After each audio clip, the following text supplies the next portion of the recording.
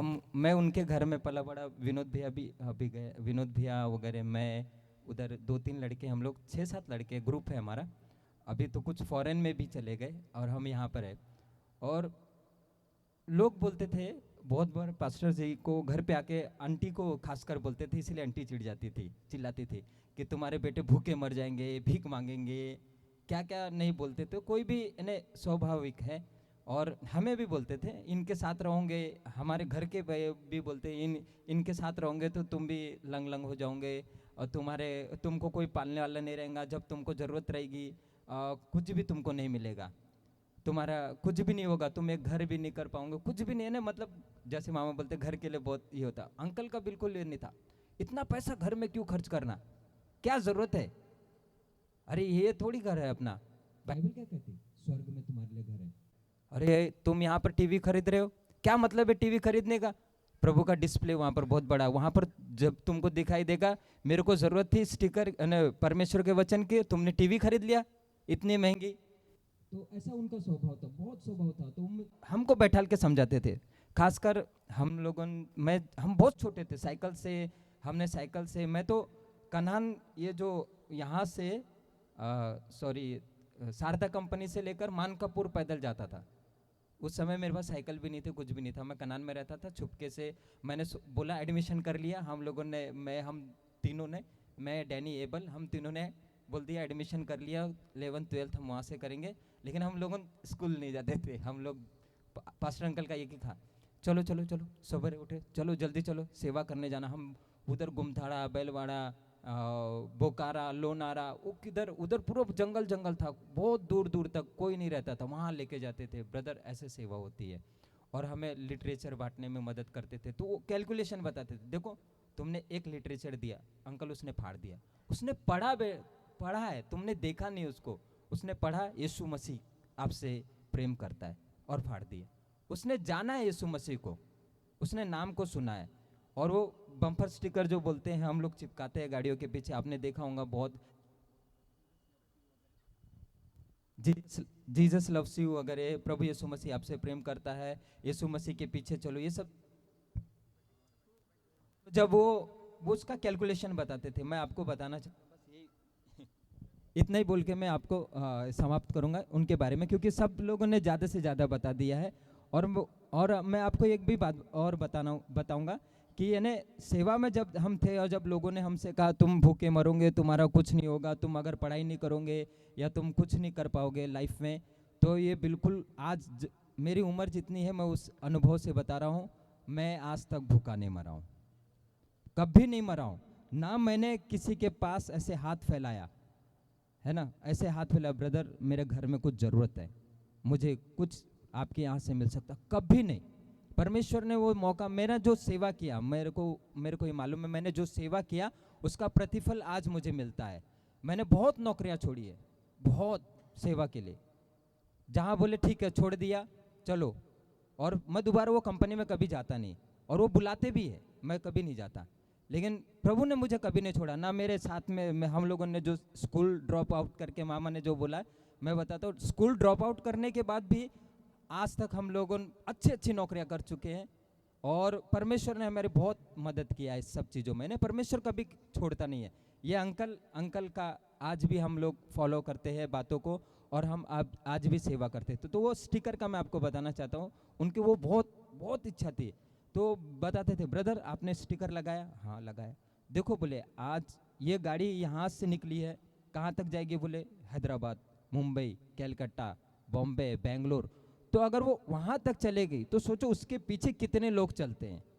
और वो सोचो अगर वो एक दिन में 10 लोगों को दिखता है, तो ऐसा कैलकुलेशन करो एक महीने में कितना दिखता होगा, फिर 2 महीने में, फिर साल भर में, देखो आपने बैठे बैठे कितने लोगों को सुसमाचार सुना दिया। तो वो जुनून था उनमें, है ना, हमने सब सुनते, बहुत जुनून था उनमें। वो कैलकुलेशन करते थे, हाँ इस स्टिकर एक ऐसा, हम ऐसे सोचते, नॉर्मल सोचते हैं लगा दिया ना, क्या करना, कोई पढ़े ना पढ़े, लेकिन वो उनका दिमाग था वैसा, परमेश्वर ने उनको जीवन दिया था वैसा कि यानी एक स्टिकर देखो ब्रदर, एक दिन में 10, और एक महीने में 100, 200, 500, एक साल में, एक साल तो कम से कम, या एक महीना भी वो स्टिकर रहा ब्रदर, तो कम से कम 100 लोग तो भी उस चीज़ को पढ़कर जानेंगे कि कौन है ये यीशु मसीह। यीशु मसीह आपसे प्रेम करता है। अरे ये कौन व्यक्ति है, लोग जानेंगे। ट्रक वालों को पूछेंगे, हम लोगों वो नया नियम वगैरह बहुत बांटे, बहुत बहुत बोले तो इतना इतना इतना हजारों से मतलब 1-1.5 लाख जो जीएसफे के पास पड़ा हुआ था, अंकल ने पूरा ट्रक मंगा लिया, ब्रदर पूरा ट्रक, बोले चलो बांटेंगे। और हम सब ब्रदर लोग, हमारे जितने भी जवान थे, सब गली गुचे जहाँ मिले वहाँ बांटते थे। और उसका प्रतिफल आज हमें मिल रहा है। हमने जो सेवा किया है, परमेश्वर ने हमें बहुत ऊंचे स्थान पे रखा है। आज जिस कंडीशन में आज मैं अपने आप को देखता हूँ और सोचता हूँ, मैं ये सोचता हूँ कि अगर मैं पढ़ाई भी किया रहता था ना, तो मैं आज जिस जगह पे हूँ वहाँ कभी नहीं रह पाता था, शायद मैं कहीं और रहता था। लेकिन ये प्रभु की दया है, उस जो सेवा करता है ना वो कभी भूखा नहीं मरेगा। एक बात ध्यान, उन्होंने ये हमारे जीवन में डाला है। अगर ब्रदर तू सेवा करेगा ना, तू नौकरी छोड़ के भी सेवा करेगा ना, तू भूखा नहीं मरेगा, ना तेरा परिवार भूखा मरेगा, और ना एबल, आज एबल, डैनी, मैं और हमारे साथ में जितने भी विश्वासी लोग हैं कभी भूखे नहीं मरे हैं। और मैं प्रभु का धन्यवाद करता हूँ कि प्रभु ने मुझे मौका दिया है, और मैं फिर से एक बार धन्यवाद करता हूँ और परमेश्वर की महिमा करता हूँ, और प्रभु के दास के लिए भी धन्यवाद करता हूँ। Thank you, Rakesh. अभी एबल अब्राहम, ऑटो थैंक्स।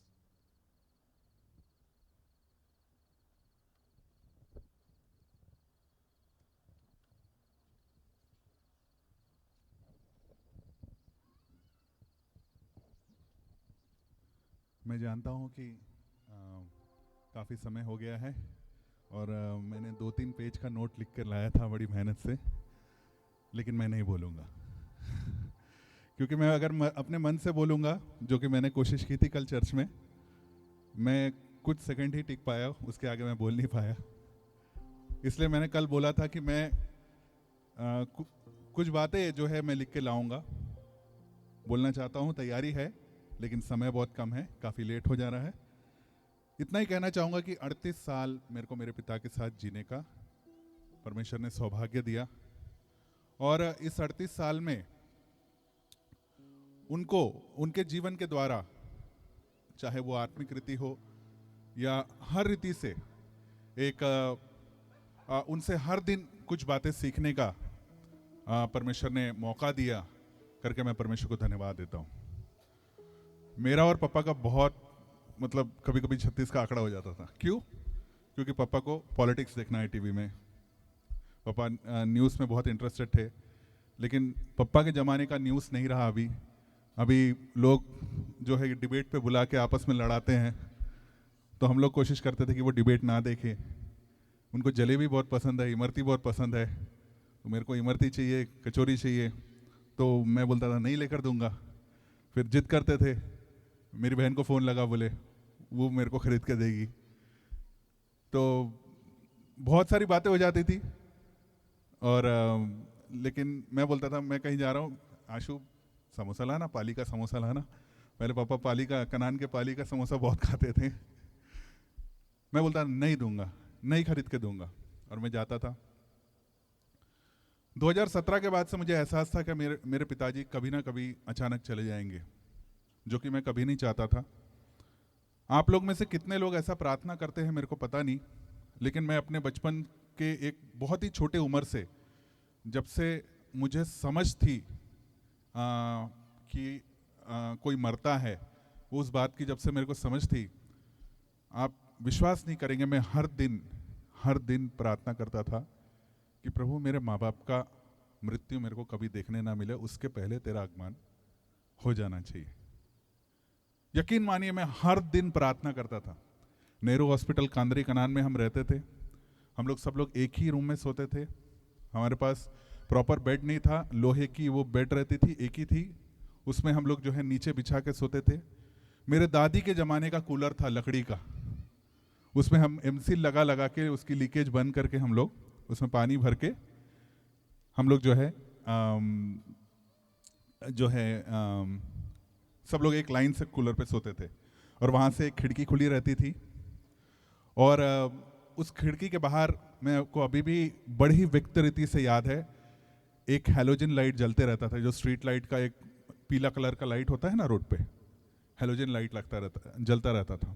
और मैं हर दिन वो छोटे उम्र में, शायद मुझे लगता है मैं जोआना की उम्र का होगा, एक 7-8-9 साल का होगा, बहुत हो गया 8-9 साल का होगा।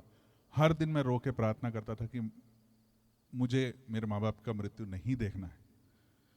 मुझे पता नहीं मैं ऐसा क्यों प्रार्थना करता था, शायद मैंने बचपन में ऐसा कुछ देखा होगा या किसी को बिलखते हुए देखा होगा, लेकिन मेरे को इतना पता है कि मैं आज भी किसी के रोने को सहन नहीं कर सकता, चाहे वो मेरा बच्चा हो या मेरे से संबंधित लोग हो, या फिर रोड पर मैं चल रहा हूँ या सिग्नल पे खड़ा हूँ और कोई बच्चा अगर रो रहा है, मैं वहाँ से गाड़ी घुमा के कहीं और चले जाऊँगा, लेकिन मैं उस रोने की आवाज़ के पास मैं रह नहीं सकता। पिछले 10-15 दिन से ये सिलसिला चला आ रहा है। पापा का हेल्थ का इशू चल रहा था। जिस दिन ये हुआ था उसी दिन हमको समझ में आ गया था कि ऐसा ऐसा है, लेकिन हम विश्वास रखने वाले हैं, हम विश्वास रखते हैं। मैं भी मैंने अपने बहुत दिल से चाहा कि मेरे पापा फिर एक बार जिए, मेरा अच्छा समय देखो। हाँ, अभी कोई बुरा समय नहीं है, लेकिन और अच्छा समय देखे, ये मेरी बहुत मन से कामना थी, जो हमेशा कामना बनी रहेगी। और इस बात का अफसोस आज है, और अफसोस ज़्यादा उस दिन रहेगा जिस दिन परमेश्वर मेरी ज़िंदगी बदलेगा, जो कि वो डेफिनेटली बदलेगा, जैसे राकेश भाई कह रहे थे। और आप सब ने भी अनुभव किया है कि परमेश्वर किसी का कर्जदार नहीं है, ठीक है। मेरे पिता ने जो भी इस भूमि पर बोया है उसका प्रतिफल मेरे पिताजी को मिला है। साथ ही साथ उनसे जो मैंने सीखा है, उस आधार पर मुझे भी परमेश्वर के लिए जो अपने जीवन को प्रयोजन पूर्वक परमेश्वर को समर्पित करने का परमेश्वर मौका दे रहा है, परमेश्वर मुझे भी मानेगा। और यहाँ सब आप जितने लोग बैठे हैं, आपने अपने जीवन में परमेश्वर के नाम से एक ग्लास पानी भी किसी को दिया है, उसका प्रतिफल परमेश्वर आपको देगा। मैं पिछले 10-15 दिन में अनेक लोगों ने पूछा, मैं आपको बता रहा था ना कि मैं कभी अपने माँ बाप का दुख नहीं देखना, मृत्यु नहीं देखना चाहता और हर दिन रोता था, लेकिन परमेश्वर ने मेरे को बड़ा हिम्मत दिया। एक भी बार परमेश्वर ने मुझे रोने नहीं दिया। बड़े हिम्मत के साथ परमेश्वर ने मेरे को रखा है। मेरे कुछ दोस्त लोग हैं यहाँ पर, उनको अच्छे से पता है मैं 30-35 साल का होने के बाद भी छोटी छोटी बातों पे रोता हूँ। मेरी पत्नी ये वीडियो देख रही है, मुझे पता है वो आंसू में है अभी और रो रही है, मुझे पता है, क्योंकि मेरे को उसका